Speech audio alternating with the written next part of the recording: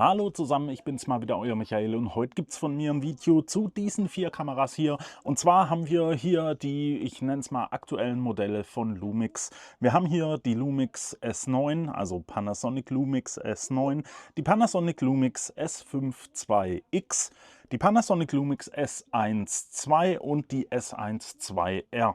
Wir haben hier also mehr oder weniger die aktuelle Modellreihe, würde ich es mal nennen. Es fehlt hier die S1 2E. Das ist so ungefähr eine S5 II-X in dem Body von einer S1. Die habe ich jetzt nicht hier, und ihr wisst vielleicht, ich habe so eine kleine Kooperation mit Lumix. Das heißt, ich habe die Kameras von Lumix alle zur Verfügung gestellt bekommen, und wie ihr es vielleicht hier sehen könnt, ich bin hier gerade auf Mallorca und konnte die mal alle ausgiebig testen und habe dann gedacht, ich packe euch da mal so ein kleines Video zusammen. Wenn ihr eine Lumix-Kamera sucht, weil die eben in gewissen Bereichen sehr speziell sind und auch manchmal ein bisschen was besser machen als andere Hersteller, und wenn ihr nicht genau wisst, welche Kamera ihr da jetzt haben wollt, dann möchte ich euch so ein kleines Video zusammenstellen, beziehungsweise euch hier jetzt natürlich das kleine Video zeigen und euch so ein bisschen was über die Kameras erzählen, dass ihr euch da vielleicht dass die Auswahl euch da vielleicht ein bisschen leichter fällt. Fangen wir doch einfach mal an und gehen so von den Grunddaten durch. Denn ihr seht hier vielleicht die S1-Reihe, das Optische vom Body, da unterscheidet sich wirklich nichts. Wir haben dann hier die S5 II-X.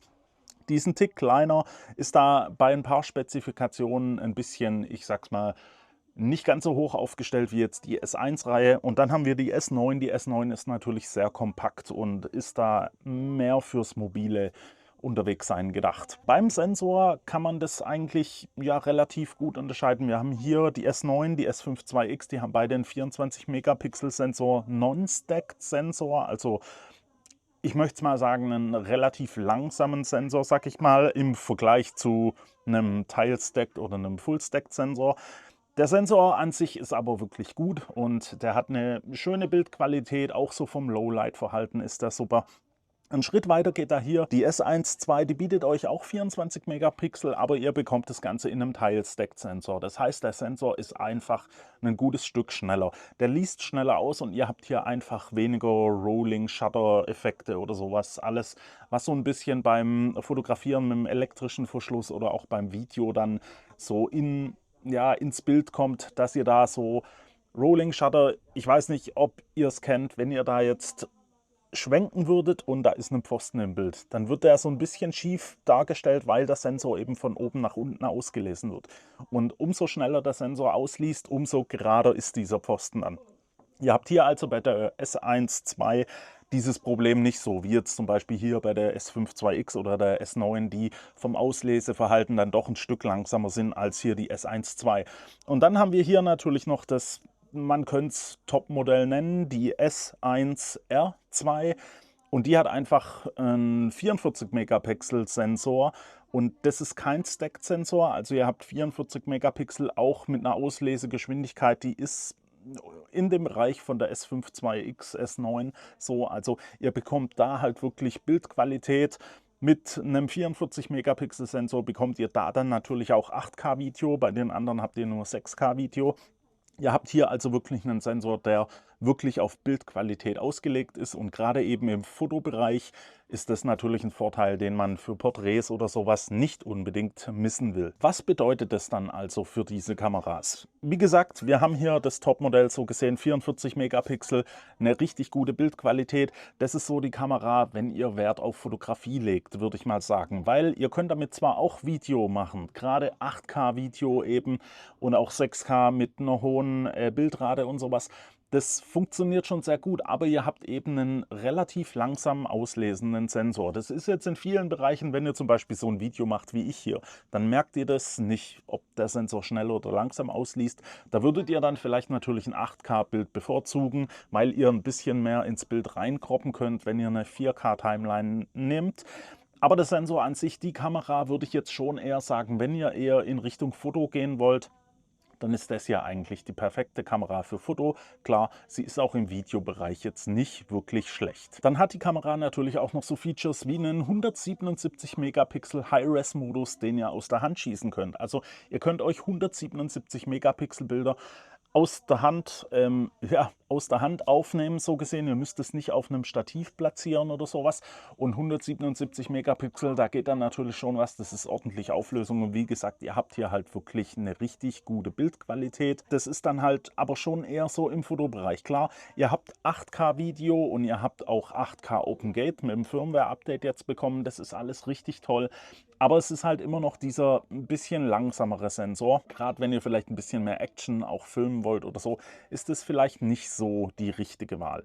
Jetzt habt ihr bei den beiden S1-Modellen, also die S1R2 und auch die S1 II, noch die Möglichkeit, das Arri Lock Farbprofil zu installieren. Das ist eine kaufbare Option. Da könnt ihr dann eure Kameras an die Arri-Kameras angleichen. Also Arri kennt man ja so ein bisschen im Filmbereich. Das können die anderen beiden Kameras nicht. Hier habe ich die Option auch drauf und ich kann euch mal so ein bisschen was einblenden, was damit so geht. Das ist schon wirklich ein sehr schönes Farbprofil, da könnt ihr auch sehr viel mit arbeiten. Ob es euch den Aufpreis wert ist, ist natürlich die Frage, ob ihr das dann auch braucht. Das Ganze gibt es auch bei der S1 II und zu der kommen wir jetzt. Wie gesagt, wir haben hier eine Kamera, die würde ich so eher als Hybrid bezeichnen, weil wir haben einen sehr schnellen Sensor, also ihr habt einen Tile-Stacked-Sensor, der wird wirklich relativ schnell ausgelesen.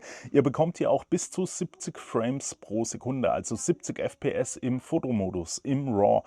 Das ist schon wirklich beeindruckend, aber dann natürlich auch nur mit 24 Megapixeln. Hier bei der S1R2 bekommt ihr zwar nur, ich glaube, 40 FPS mit dem elektronischen Verschluss. Das ist auch nicht wenig, gerade auch bei 44 Megapixel. Aber hier 70 ist natürlich dann doch nochmal eine andere Hausnummer und macht auch so für Actionfotografie ein bisschen mehr Spaß. Auch der Autofokus, klar, durch das, dass ihr hier einen schnelleren Sensor habt. Der Sensor kann schneller auslesen, das heißt, euer Autofokus kann auch einen Tick noch besser nachgeführt werden. Bei den Kameras, die beiden hier haben den, ich will schon mal sagen, besten Autofokus aktuell im Lumix-System. Da merkt ihr nicht unbedingt großen Unterschied im Autofokus. Also der ist bei beiden wirklich sehr gut. Bei der S1 II ist es vielleicht noch ein Tick besser, eben weil das Sensor einen Tick mehr auslesen kann, beziehungsweise eben einen Tick schneller auslesen kann. Ihr habt hier also den Tile-Stacked-Sensor, das heißt, das ist wirklich schnell, kein Rolling Shutter, macht wirklich sehr viel Spaß. Ihr könnt ja aber eben auch nur bis zu 6K Auflösung gehen. 6K Open Gate bietet euch auch die Kamera.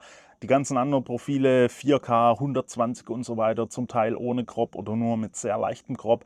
Das ist natürlich schon richtig gut, es macht auch sehr viel Spaß. Und gerade wenn ihr eine Kamera braucht, wo ihr nicht unbedingt die Auflösung dahinter haben wollt, dann seid ihr hier mit der S1 II schon in einer richtig guten Richtung, wo ihr euch über die wenigsten Dinge eigentlich so weit beschweren könnt. Der Vorteil ist, wenn man es als Vorteil sehen will, wir haben hier natürlich den S1 Body, da ist alles ein bisschen besser, der liegt ein bisschen besser in der Hand. Ihr habt, ich zeige es euch hier mal, einfach einen richtig gut klappbaren Bildschirm. Ihr könnt den klappen, wie ihr wollt, in jede Richtung.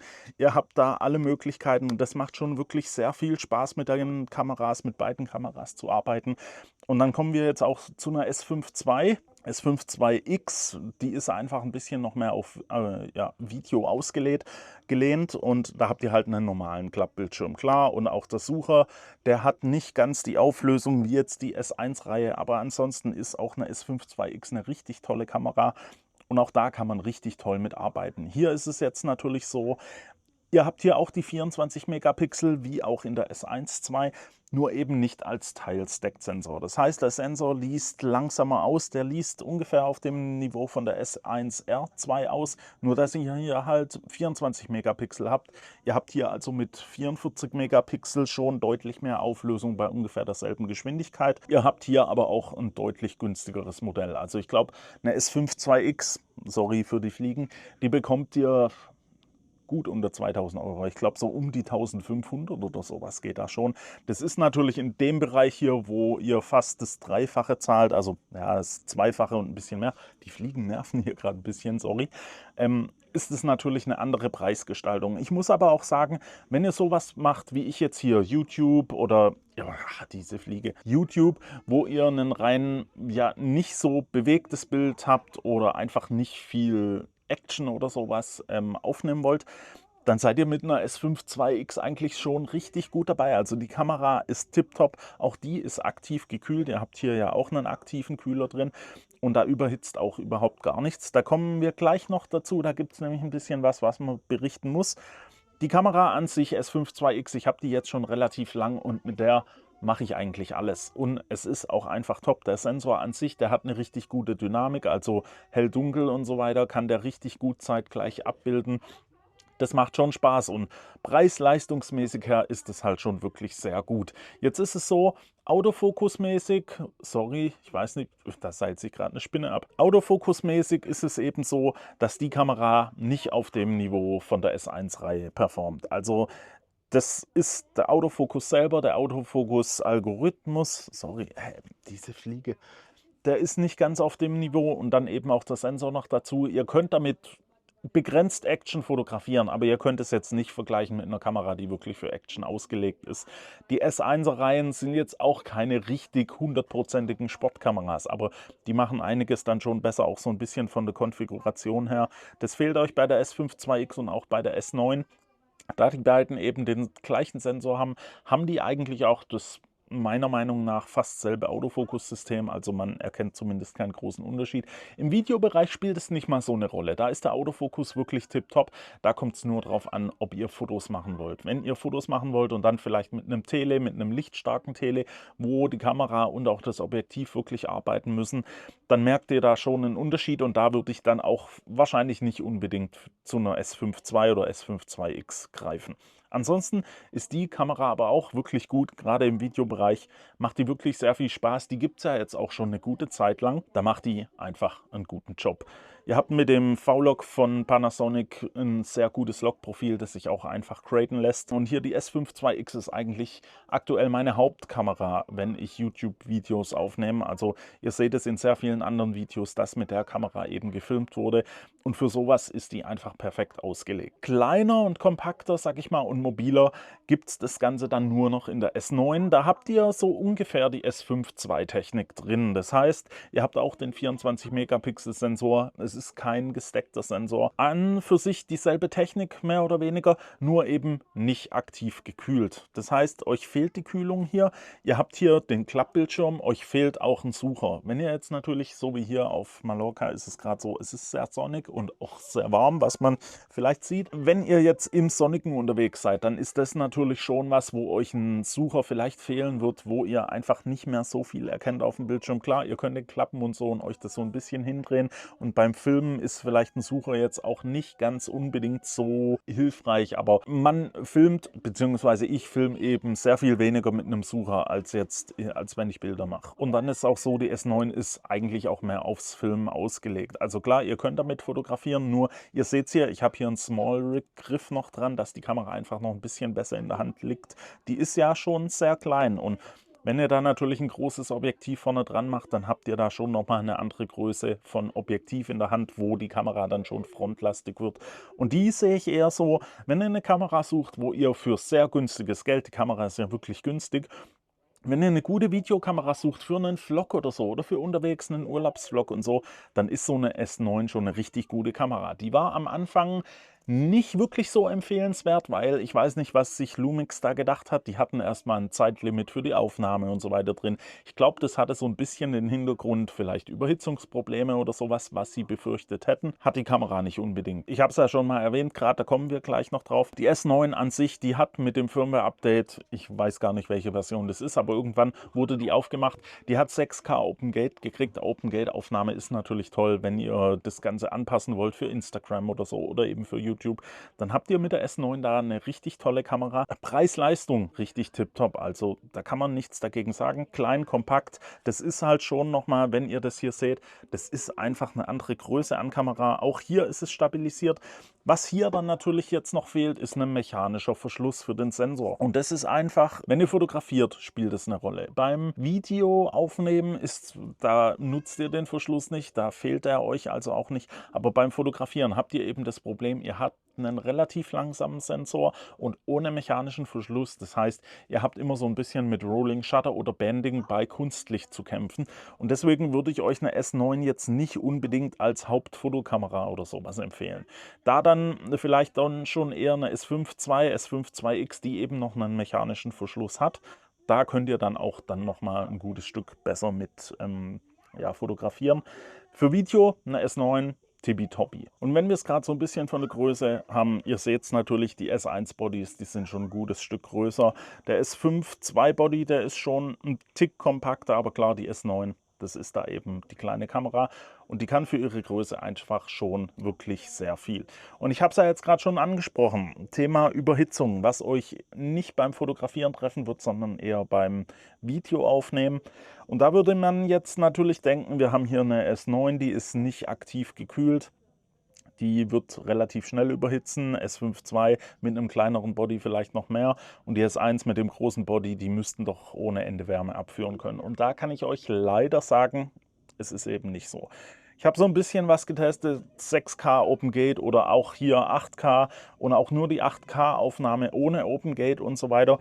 Und da ist es so, die S1-Bodies, die haben irgendwie so ein kleines bisschen ein Überhitzungsproblem. Also wenn ihr da wirklich am Stück filmen wollt, irgendwann geht ihr da in die Überhitzung. Klar, bei 8K, da dauert es auch nicht lang, also das sind da 20 Minuten vielleicht sowas und nicht jetzt hier bei 35 Grad auf Mallorca, sondern das war zu Hause bei 25 Grad oder so.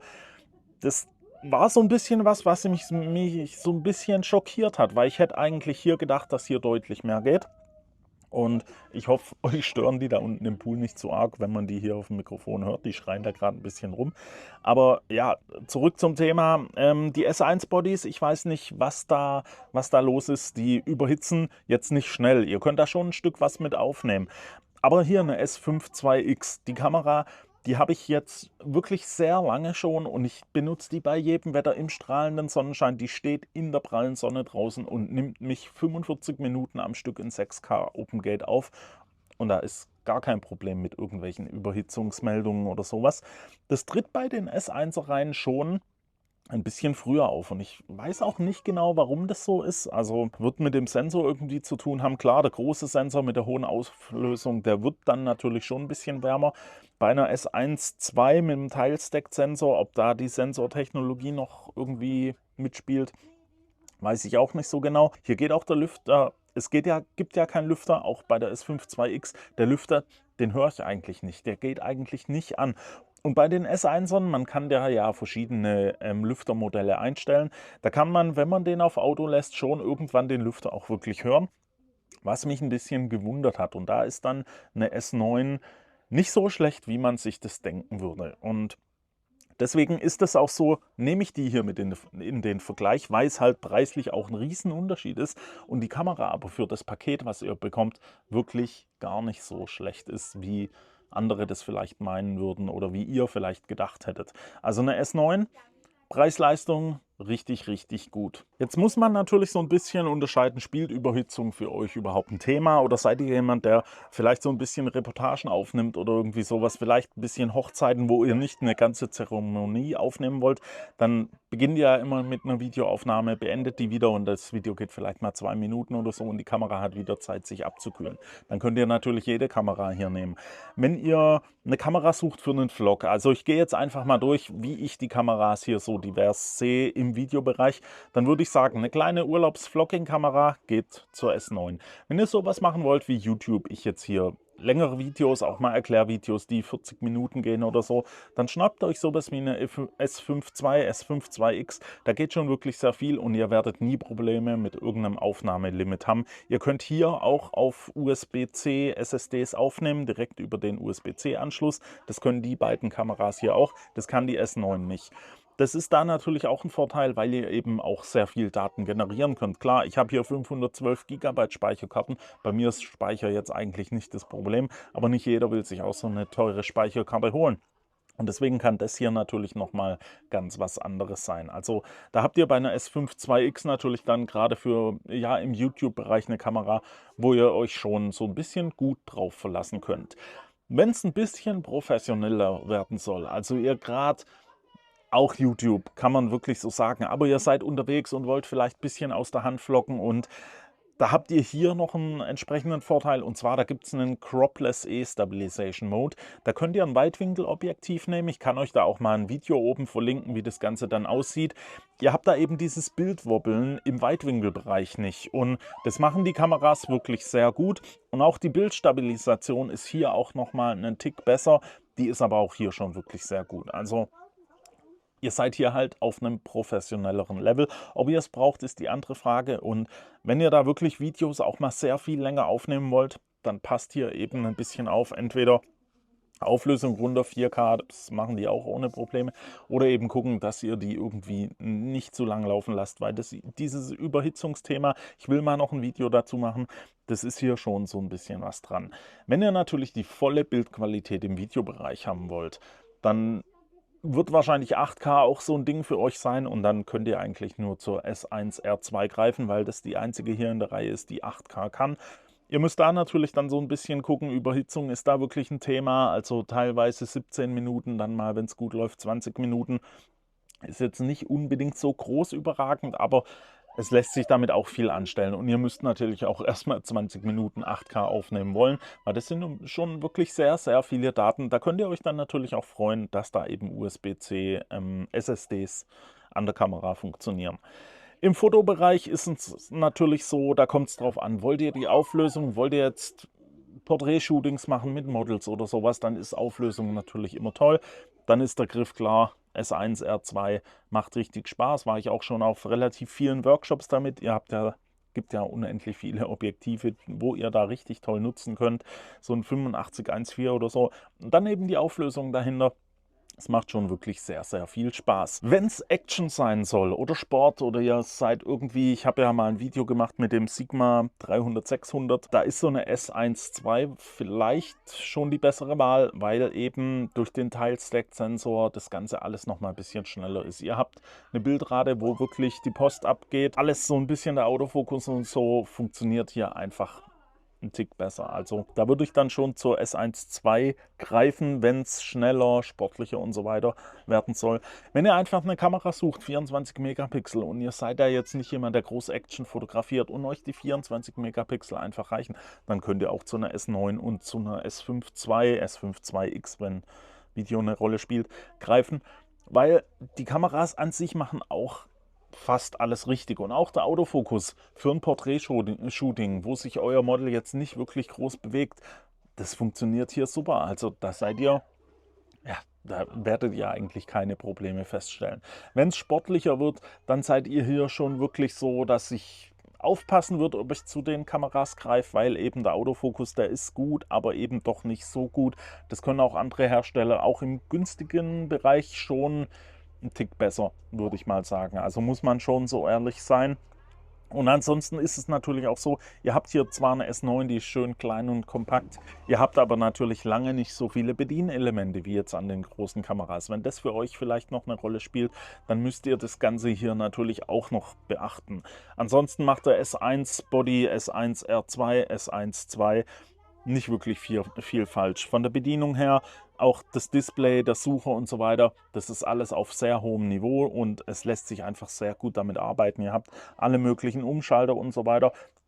Es macht schon richtig Spaß, mit den Kameras zu arbeiten. Es ist am Ende vielleicht natürlich auch eine Preisfrage. Hier liegen ein paar tausend Euro dazwischen, vor allem wenn wir von ganz hier nach ganz da drüben gucken, dann sind es schon ein paar Euro Unterschied und da müsst ihr euch dann vielleicht auch so ein bisschen preislich festlegen, was ihr ausgeben wollt und was ihr dann von der Kamera erwartet. Aber es ist auch wirklich so, ich kann ohne Bedenken sagen, ihr könnt zu einer von den Kameras greifen und werdet in dem Bereich, wo sie ausgelegt sind, dann auch wirklich sehr glücklich werden. Also das ist schon richtig toll, was man da bei Panasonic in diesem Preisbereich so bekommt. Es ist aber auch so, man muss so ein bisschen überlegen, die Kameras an sich für Video, tippitoppi, das sollte aber schon eine Rolle spielen. Wenn ihr jetzt eine reine Fotokamera sucht, dann würde ich da vielleicht zu einem anderen Hersteller greifen, weil ihr müsst auch bedenken, in dem Bereich von einer S1R2 oder so bekommt ihr bei anderen Herstellern schon bei Aktionen einen vollgesteckten Sensor mit 45 Megapixeln. Und da muss man halt so ein bisschen drüber nachdenken. Ihr bekommt hier natürlich insgesamt Kameras, das sind richtig gute Hybridkameras, die sind tipptopp in Video, sehr gut in Foto. Und das müsst ihr einfach für euch dann wissen, was euch da am besten gefällt. Weil im Videobereich und vor allem mit der Stabilisation, das ist halt wirklich ein Thema, das ist bei allen Kameras hier wirklich sehr gut. Da kommt kein anderer Hersteller mit. Also Da ist es wirklich so, die E-Stabilisierung mit diesem Cropless Mode. Seid ihr hier bei Lumix beim einzigen Hersteller, der das überhaupt so bietet, im Weitwinkel ohne Wobbel. Das spielt für manche und auch für mich schon eine sehr große Rolle. Und das ist was, da geht halt ein bisschen was. Oder auch 6K OpenGate, 8K OpenGate, das volle Sensor auslesen. Ihr bekommt es bei Fuji noch am APS-C-Sensor, aber ansonsten ist es ja auch bei den anderen Herstellern so, da gibt es nicht wirklich OpenGate. Und das spielt gerade beim Content Createn, wenn ihr das Ganze auf YouTube und Instagram teilen wollt, dann natürlich schon eine Rolle. Müsst ihr alles für euch bedenken. So, und jetzt haben wir hier 18:47 Uhr und das Essen sollte dann irgendwann jetzt mal gemacht werden. Deswegen will ich das Video hier natürlich jetzt auch beenden. Ich hoffe, ich konnte euch das mal so ein bisschen rüberbringen. Jede Kamera hat so ein bisschen seine eigene Ecke, wo man sie reinstecken kann, wo sie wirklich sehr gut funktionieren. Und es funktioniert auch wirklich sehr gut. Und ich hoffe, ich konnte euch das einfach ein bisschen rüberbringen und zwar vielleicht auch ein bisschen hilfreich. Wenn es so war, lasst mir einfach ein Like da und abonniert den Kanal für weitere Videos. Wie gesagt, da kommt noch ein bisschen was, auch wo ich mir dieses Überhitzungsthema mal ein bisschen genauer anschaue. Es ist aber jetzt nicht so ein krasses Thema, dass man sich da jetzt irgendwie groß Probleme mit einfängt. Man sollte das einfach nur beachten, aber das werdet ihr dann auf meinem Kanal auch finden. Und wenn ihr irgendwie Fragen oder Anregungen dazu habt, dann schreibt es doch einfach mal in die Kommentare. Es interessiert mich schon wirklich sehr, was ihr dazu denkt. Und dann hoffe ich, sehen wir uns beim nächsten Mal wieder. Bis dahin wünsche ich euch eine gute Zeit. Ciao.